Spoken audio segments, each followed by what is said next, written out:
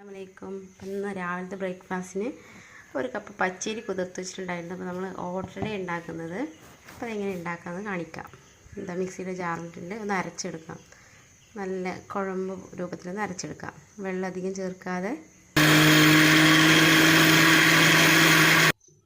മാവ് ഇതാ അവിടെ അരച്ചെടുത്തിട്ടുണ്ട്.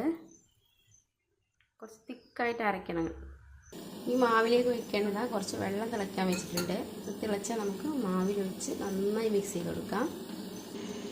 വെള്ളം നന്നായി തിളക്കുന്നുണ്ട്.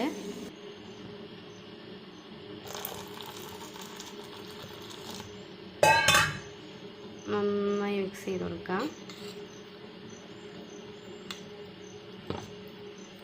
തിളച്ച വെള്ളം ഒഴിക്കുന്ന സമയത്ത് മാവെല്ലാം നന്നായി കട്ടയാവും. അപ്പോൾ അത് നന്നായി ഉടച്ചു കൊടുക്കാം.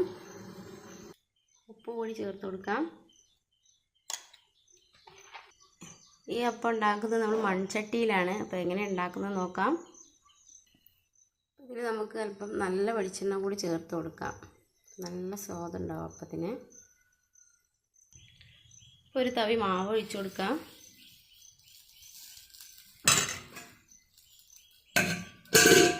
അപ്പം ഇവിടെ റെഡി ആയിട്ടുണ്ട്. ഇതൊന്ന് എടുക്കാം. ഇതാണ് നമ്മുടെ അപ്പം. നല്ല അടിപൊളിയായിട്ടുണ്ട്. നമ്മൾ തലേന്നത്തെ മീൻ കറിയുടെ കൂടെ കഴിക്കാൻ നല്ല രസമാട്ടോ.